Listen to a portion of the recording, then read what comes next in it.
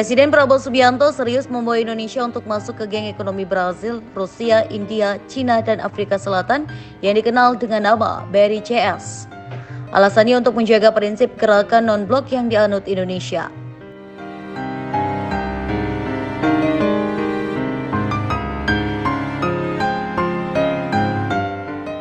Erlangga pun memastikan pemerintah Indonesia akan menghadiri konferensi tingkat tinggi atau KTT BRICS di Kazan, Rusia pada 22 hingga 24 Oktober 2024. Namun Erlangga belum bisa memastikan apakah Prabowo akan langsung hadir dalam pertemuan itu atau tidak. Menteri Luar Negeri Sugiono sudah terjadwal untuk menghadiri KTT BRICS di Rusia. Ia akan hadir didampingi Direktur Jenderal Kerjasama Multilateral Kemlu Republik Indonesia Tri Taryat. Erlangga beberapa waktu lalu juga sempat menekankan bahwa BRICS penting untuk dijajaki karena menjadi salah satu blok ekonomi yang berisi negara-negara dengan kekuatan ekonomi terbesar di dunia. Selain itu, keputusan untuk menjajaki bergabung dengan BRICS tak akan mengganggu fokus pemerintah untuk bergabung dengan OECD. Inilah momen Menteri Luar Negeri Sugiono saat tiba di Bandara Kota Kazan, Rusia pada Selasa 22 Oktober 2024. Ia disambut dengan sejumlah tokoh dan jajaran militer Rusia. Bahkan dalam penyambutan itu, ia sempat mencicipi sejumlah hidangan khas Kazan sebelum melanjutkan perjalanan. Ini adalah tugas perdana Sugiono usai dilantik Presiden Prabowo Subianto sebagai Menteri Luar Negeri. Lawatan pertama Menlu ini adalah untuk menghadiri konferensi tingkat tinggi BRICS Plus 2024 di Kazan, Rusia.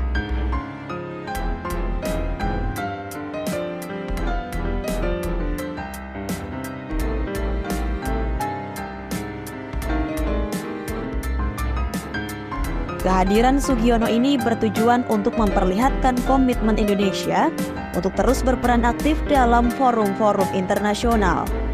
Kunjungannya itu sekaligus untuk memperkuat hubungan dengan seluruh negara, termasuk anggota BRICS. Kemenlu menyebut dalam forum itu Indonesia akan menyuarakan pesan perdamaian dan menyerukan pentingnya persatuan negara-negara berkembang. Selain itu, Indonesia juga akan menyerukan pentingnya negara-negara meningkatkan solidaritas untuk menciptakan tatanan dunia yang lebih inklusif, adil, dan setara. KTT BRICS merupakan forum kerjasama yang dibentuk Brazil, Rusia, India, RRT, dan Afrika Selatan untuk membahas isu global. Kini, anggota forum tersebut ada 9 negara, dengan tambahan Uni Emirat Arab, Iran, Mesir, dan Ethiopia. Dalam KTT kali ini, Presiden Rusia Vladimir Putin turut mengundang negara non-anggota BRICS, salah satunya Indonesia. Para pemimpin negara anggota BRICS yang hadir dalam pertemuan puncak di Kazan, Rusia, mulai 22 hingga 24 Oktober 2024 punya satu harapan yang sama. Mereka berharap bisa memupus ketergantungan ekonomi global dari negara-negara Barat dan Amerika Serikat.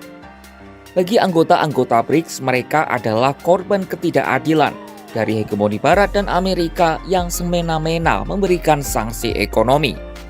Lewat BRICS, negara berkembang bisa melawan sanksi dari Barat. Begitu juga dengan Cina dan Rusia yang kerap jadi sasaran. This is the voice of the global South in these multilateral platforms where the West dominate. Really, BRICS can take us out of that. And it's the only formation, if you look at the G20s, whatever, you can name them, African Union, you can name them.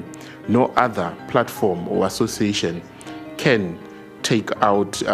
rescue the global South from the current global order. It's only the BRICS with a powerful voice and collaboration.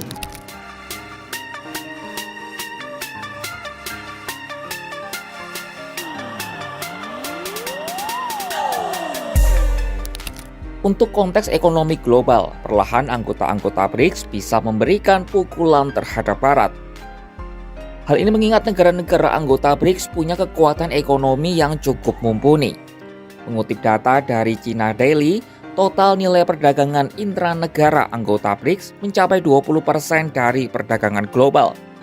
Angka itu dihitung dari 5 negara pendiri BRICS, yakni Brasil, Rusia, India, Cina, dan Afrika Selatan.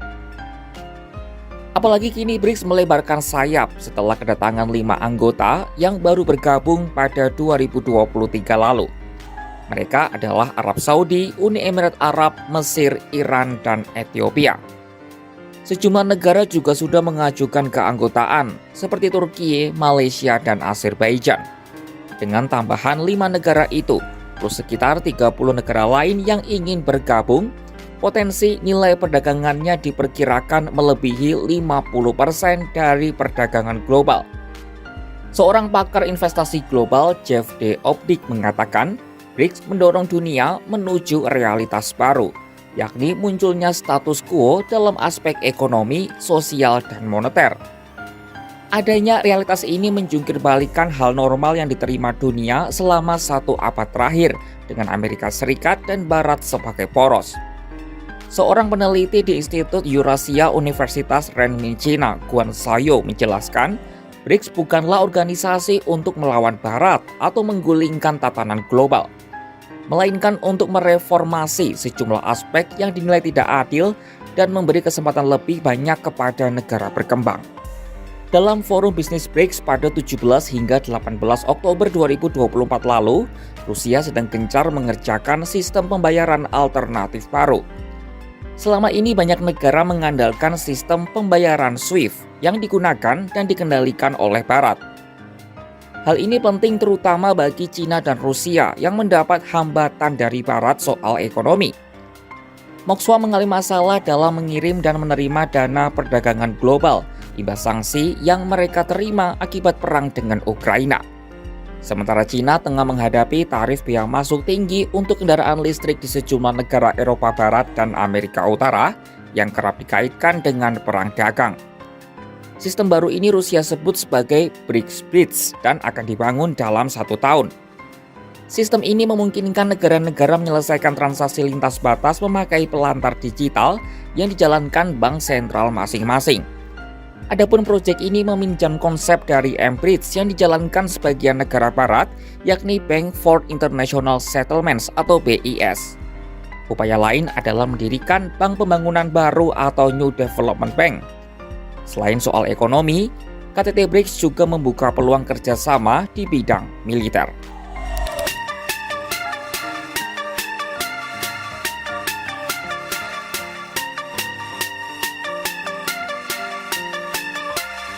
Vladimir Putin dan Xi Jinping memanfaatkan betul momen KTT BRICS ini untuk meningkatkan relasi dengan mengadakan pertemuan bilateral pada Selasa 22 Oktober 2024. Itu adalah pertemuan keempat keduanya sejak invasi Rusia ke Ukraina pada tahun 2022 yang lalu. Presiden Rusia menyatakan pentingnya meningkatkan hubungan dengan Beijing demi menjaga stabilitas global. Российско-китайское взаимодействие на международной арене, безусловно, является одним из ключевых факторов стабильности в мире, стратегической стабильности. Это, мне кажется, тоже факт очевидный, и такая позиция очень многими разделяется. У нас отношения с Китайской Народной Республикой строятся на равноправной основе, с учетом интересов друг друга. Это не пустая штампованная фраза, так и есть на самом деле. Мы прислушиваемся друг к другу. Sementara Xi Jinping menyoroti perkembangan pesat BRICS selama 15 tahun terakhir. Xi menegaskan forum itu berhasil menjalankan misi sebagai gugus tugas untuk mengeksekusi setiap kerjasama guna mendorong pertumbuhan. Ia juga menyebut BRICS sebagai sarana untuk mempromosikan kesetaraan dan ketertiban.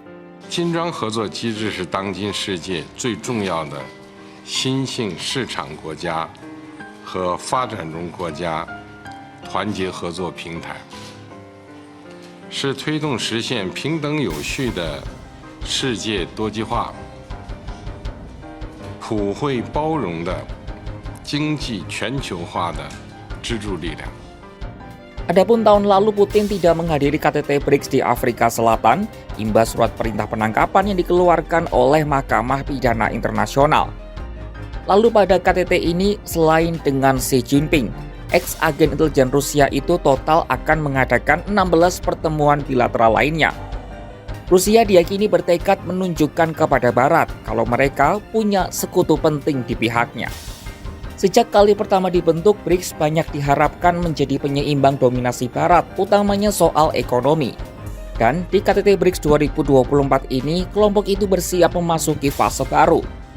Fase ini dimulai dengan rencana pembuatan sistem pembayaran baru yang dipelopori oleh Moskwa. Rencana ini ikut didukung Cina yang sedang berhadapan dengan perang dagang melawan Amerika dan Barat. Mampukah pertemuan puncak tahun ini akhirnya sukses mengeksekusi gagasan-gagasan besar itu?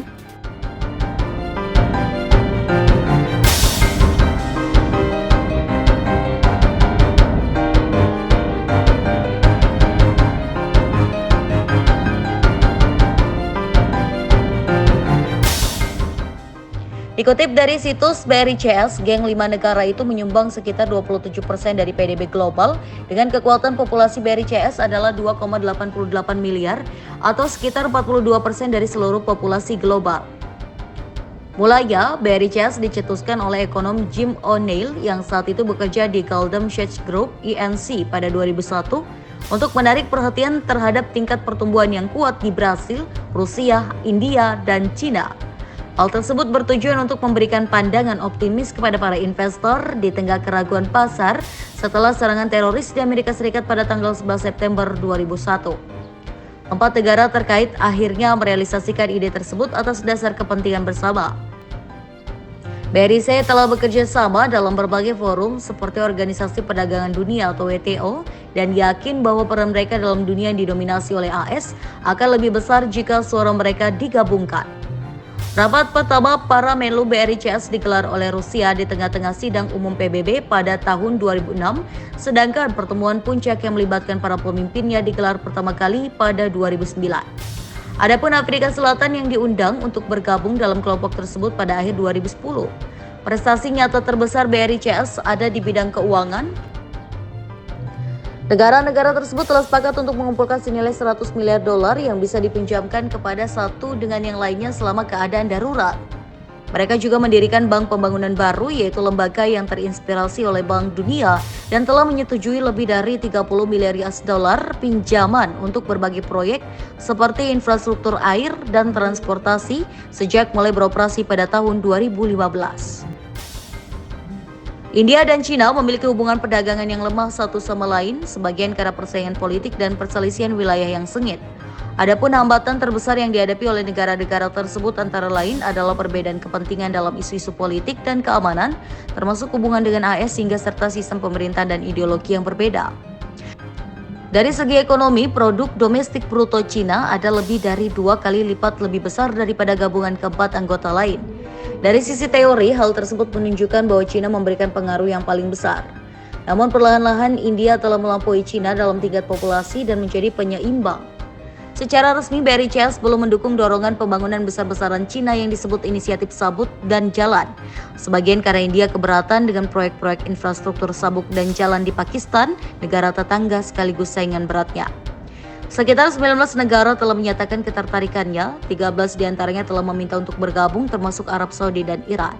Sementara itu, negara lain yang telah menyatakan minatnya termasuk Argentina, Uni Emirat Arab, Aljazair, Mesir, Bahrain, dan Indonesia bersama dengan 2 negara dari Afrika Timur dan 1 negara dari Afrika Barat. Bagi para anggota baru, menjadi bagian dari BRI-CS merupakan bagian dari pengaruh diplomatik mereka dan membuka peluang perdagangan sekaligus investasi yang menguntungkan.